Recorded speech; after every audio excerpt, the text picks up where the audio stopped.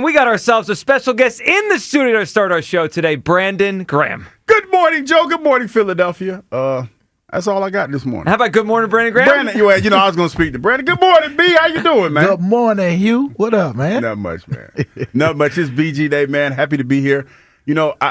Full disclosure, I had the days mixed up. I thought Cinco de Mayo was yesterday. Yeah, when we people kind of celebrated now that yesterday. we're here, Brandon, when we announced this, we were like, Hugh, we're doing this on Cinco de Mayo. He's like, wait, we're doing it on a Sunday? And no, we're not doing it on a Sunday. Cinco de Mayo is a Monday. Yeah, I messed So up. you're good. We're all here. It's BG Day. It's Cinco de Mayo. How are you, BG? Oh, man, I'm feeling good, I'm feeling thirsty. Yeah, well, you're probably not the only one out there. What is this? I got to ask you just to start us off, and we'll talk to him. We're excited to have you for this segment. What's this like for you? Like, not just the retirement and the last few weeks, but today. Like, having today, because, I know WIP's here 24 hours a day, but we don't usually have special days like this. Like, this entire day is for you. What does it mean to you that we're doing this? And not just the hosts here, it's at the listeners. Like, we wanted to do this for you. What does it mean to you that we're having this day? Man, it means a lot. You never know your impact. Even then, they doing this day, but it just inspired me to just keep having that impact. Others have their own impact and believe in it. Believe in what you bring to the table. And I think for me, it's been a bunch of times where I wanted to kind of take another role as far as being Mr. Positive, and that's my name, that's what they call it, but you kind of wanted to go against it to let people know I could be a little negative sometimes too, but it's like, nah, I'm gonna be me. And so I'm just, if anything, I want the kids out there to say, hey man, don't let nobody deter you from, who you are, be who you are. You never know your impact. Thankful for this moment right now, but it just motivated me to just make sure, even after this, to stay focused on what you bring in the next phase of your life. So just be me. I'm thankful to be here and thankful that they had this day for me. You know what, BG, my question to you is this, because you've had a unique career arc from the beginning until now. So my question to you is, how do you stay as grounded as you are? Because like I said, when you started out, man, it was a little rough, and you got to the point that you're at now. How did you remain grounded in all of this time? Well, in the beginning, it was people that I had around me. Then became my wife, and then my wife been that saving grace as far as making sure that she's there, talking with her, getting the stuff out, and then putting my game face on, my hard hat on, and get back to work. But I felt like for me, I had to own that and actually do it, because it's easy to say, oh, I'm gonna talk to this person, but you don't be as vulnerable as you need to be. It's not. It's no point, because you still thinking about it, you still worried. And I think it's the people that I had around me, man, because it wasn't easy, but you find the people that you can talk to and get some stuff out, where it was a safe place for me, and my wife has been that for me. Of course, everybody know, my faith in the Lord, praying and doing all that too. But at the same time, he brought the people in my life for a reason. So I try to maximize on making sure I lean on them and during them hard times, because it was tough. Do you realize that what you've accomplished, and I'm not talking about the Super Bowls, but to be with one team, man, for 15 years, do you realize what you've accomplished? Like, I don't, because like when I talk to you we talk about it, I don't really think the gravity of that has set in for you yet. Not because yet. You look around this station. Everybody at this station has had another stop somewhere else. Every NFL player in their career has had a stop somewhere else. Yep. You've been in one place your whole career. Do you realize how significant that is? Not at all. I know it is, and it's rare, like you said, because for me, it's crazy how the guy I looked up to, Ray Lewis, he was with one organization, and I played linebacker before I, blew up and went to D-line.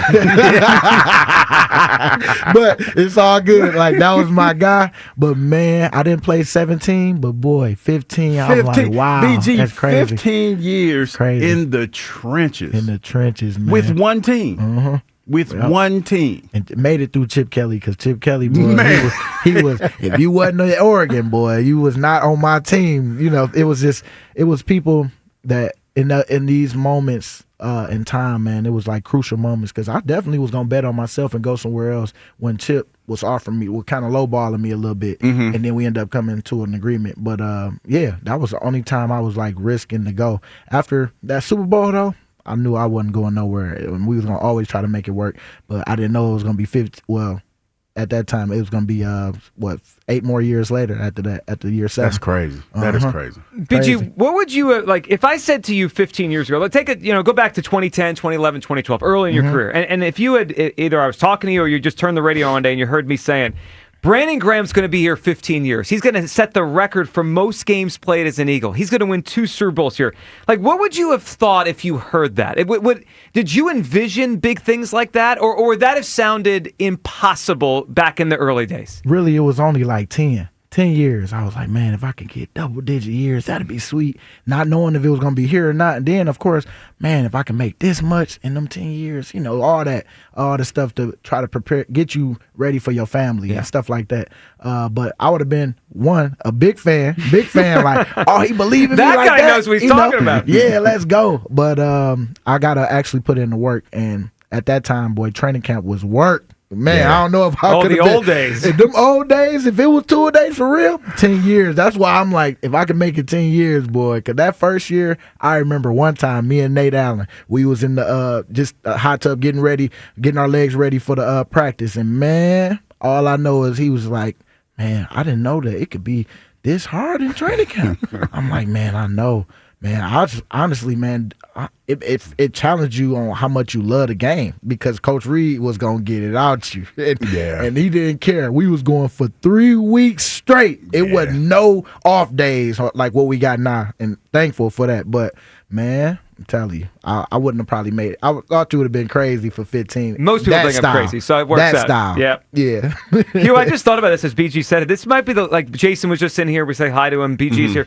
We're never going to talk to players again, like current or players are about to be done that know what that training camp is like. It's over now. Yeah. Because we're there now every year. And a couple years ago, we were doing shows from there, BG, and you guys were off the field in like an hour and 10. This past year was a little longer, right? You guys a little, but still, I remember those days in Lehigh. Like it's nothing like that again. Those days are over. Oh yeah, man, no question, man. I remember them days, and BG used to tell me, "Oh man, you would have loved to be in these training camps." And I used to get a little jealous. Cause I'm like, damn, if I could have just came in a little bit later, I could have stayed a little bit longer. You would have for sure. You would have been dogging. I'm telling you. I know you was already a dog, but man, it's like, I tell you, man.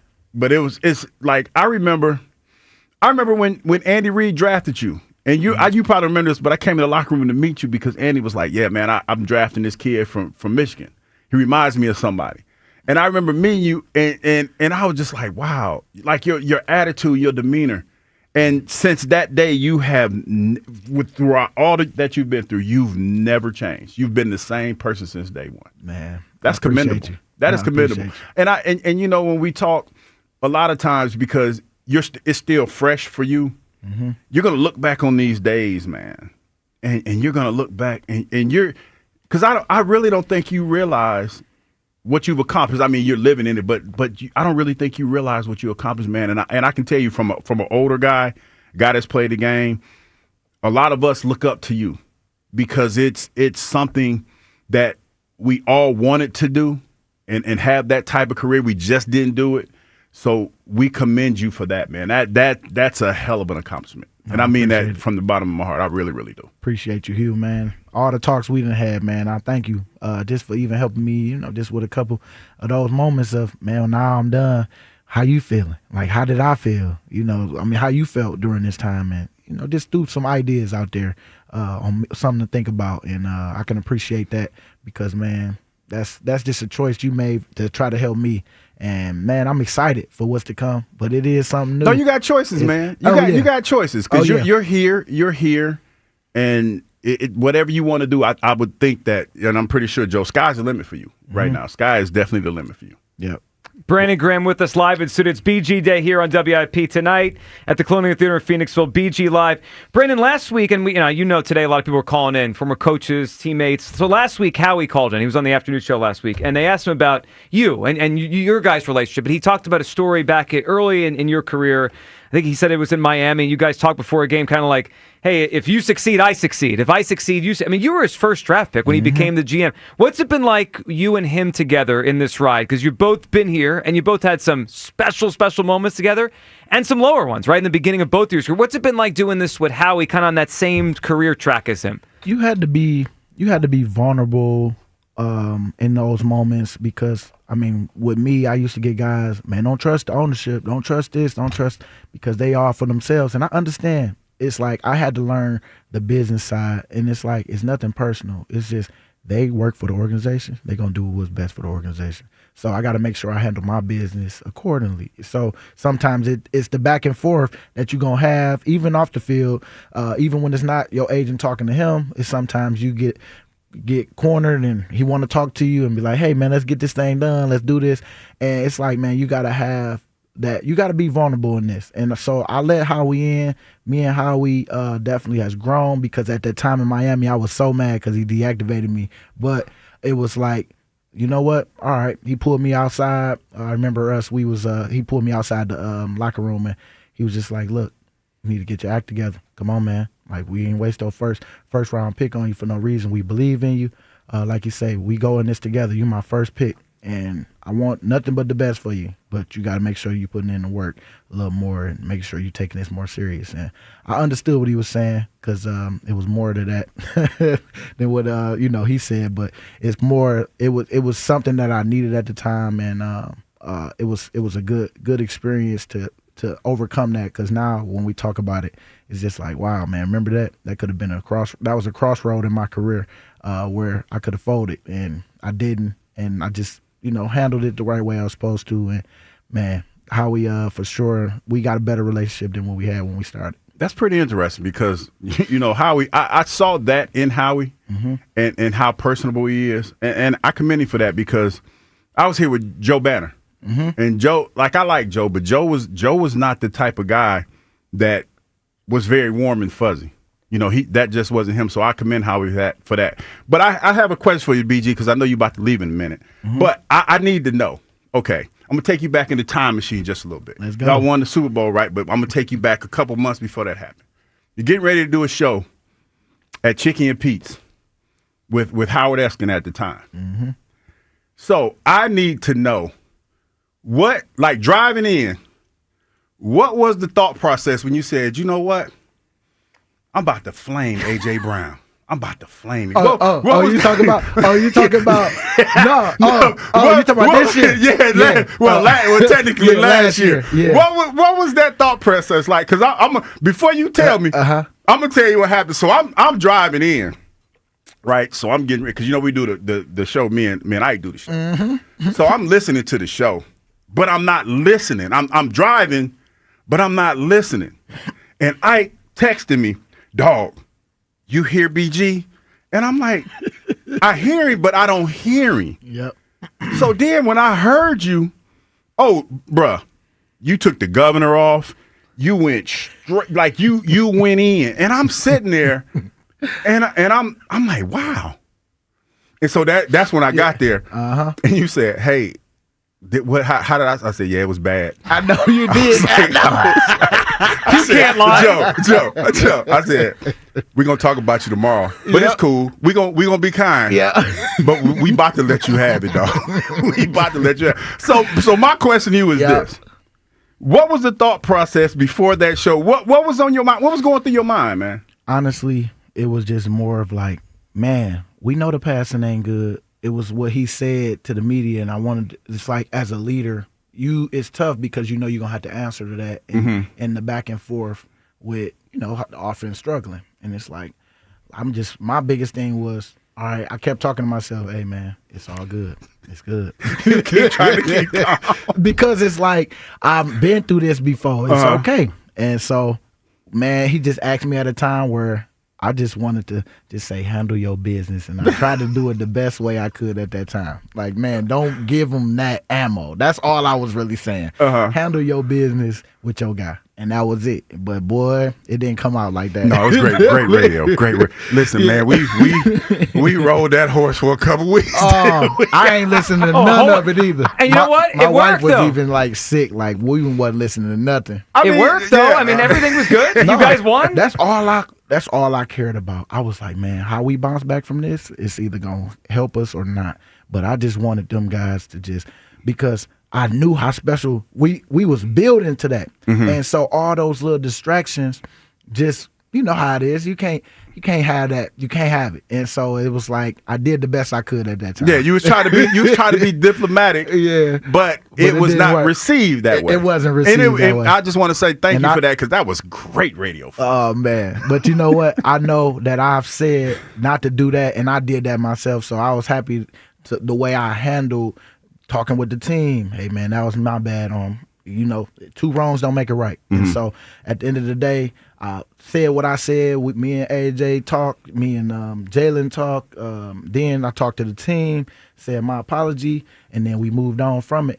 And boy, I ended up crying even when I was, talking with the guys, like, just letting them know, like, this means something to me, man. I want us to win this thing, but we can't do that. We got to stay connected. And so that's what was my whole message. And I'm glad everybody, because that next game, boy, them boys was balling. Oh, yeah. And then look how it happened at the end. Everybody was balling. Like AJ, Devontae. Yes.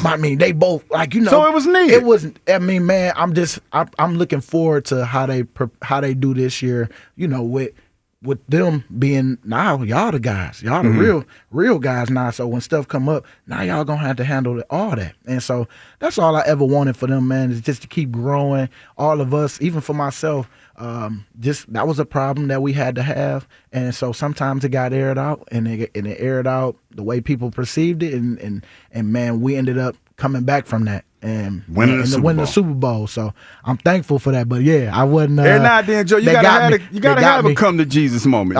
Man, we had that moment. I mean, Hugh was asking for that come to Jesus moment for a year. I was like, you did. Sometimes you just need to have a come to Jesus moment. Yeah, you do. And that was our moment at the time. And I mean, it was people mad at first, but I felt like they know my heart and they know that it wasn't coming from a malice place. But I'm just saying, handle your business, man. Talk with your guy.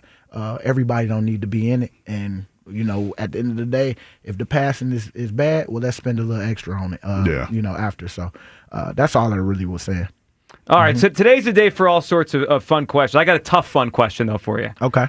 At its best, better team, last year's Eagles or 2017? Man, 2017, I can't go off my boy. They were the first team. They were the first. And then come behind them, though, man. I can't lie. This one was fun to be a part of, and this one was a dominating experience because going to those 3 Super Bowls, one, it was a back and forth where we make a play and then we win the game.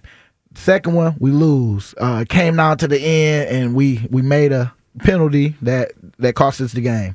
Then this one was so nice because it was like a dominating. Oh man, it was just like enjoy it the whole time. And it was the team that beat you the last time. So I'm thankful for those 3 experiences, but I got to go with my number 1 because that's the one that changed my career and my trajectory of my career, and it started going up as I continued to play the next 8 years. And so I was just thankful for that. It felt like those were my prime years, those 8 years that after that. So I got to credit that one.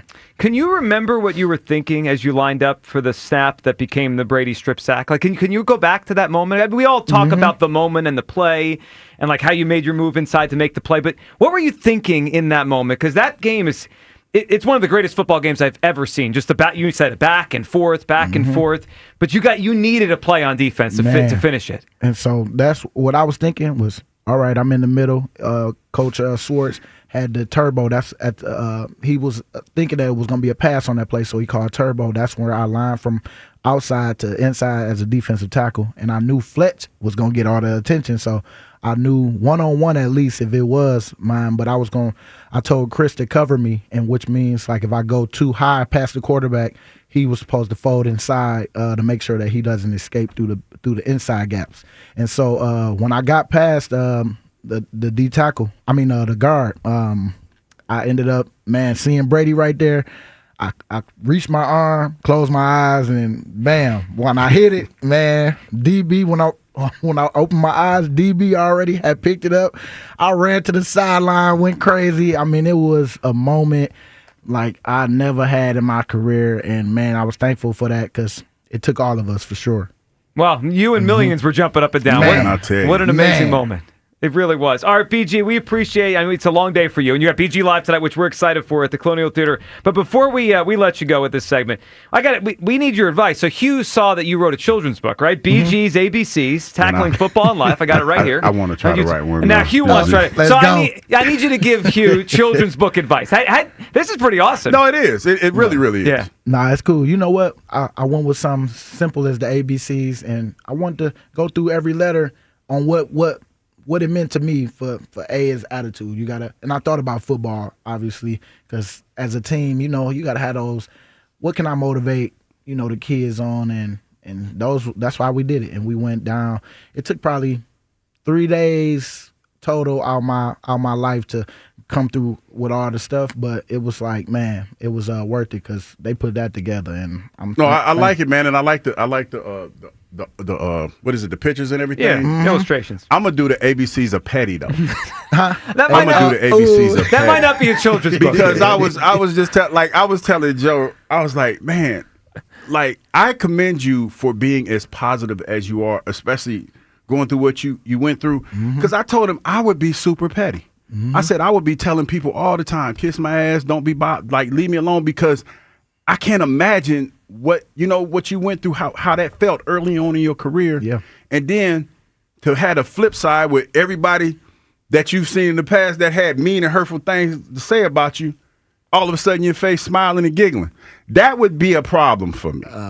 You know, and I would let them know, because my pettiness is like no other BG. And I would let them know every day. I like, I remember the mean and hurtful thing. I would have like little note cards for all them cats that be in your face asking for autographs. Yep. Oh yeah, this is what you said about me. Oh yeah, I'd be petty. So I'm gonna do the ABCs of petty. Hey, I like that. You know what? I want you to be you, but I want you to do it PG style, where you can still get them. Yeah, you know. But I'm working on that, man. It's a work in progress. and that's what I love to hear, man. Because as for me, I had to work on some things too myself. Like I say, listening to people. People don't want to hear that that's my positive all the problem. time. I don't listen. People don't want to hear that positive. They want to I don't hear. listen. They want to complain. So sometimes I'm gonna let them complain. All right, you done? Now what we gonna do about it? Yeah, you're right.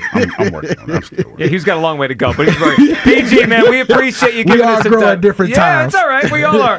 Congratulations on an amazing career. We're excited for thank tonight for BG Live, and a lot of players just kind of respected and like you're loved, man. I mean, just always remember that you're loved by this city. Brandon Graham with us here. Brandon, thank you so much for joining us, and everyone will see you tonight at Colonial Theater. Let's go. And hey, this don't happen without the ones before me. So Hugh, I appreciate all y'all Appreciate guys, you, man. ones before, because watching y'all, man, growing up, it's like we dream, we aspire to be here, and then you get here and you don't realize that you got to work for real while you here and to stay here. So thank y'all for that motivation. And man, when we won that first one, it was for everybody, because y'all boys was right there at the door too against them boys. They ain't do what they did. No, y'all got the revenge. I know we got the Appreciate that. revenge. Appreciate We definitely that. got it for Appreciate y'all, that. and that's crazy how both our Super Bowls we got revenge on the teams that beat us before. So Yeah, that's crazy. Hopefully we out of that stage though, that phase. Yeah, just win them now when they get there. All right, Just win 'em. there he goes, Brandon.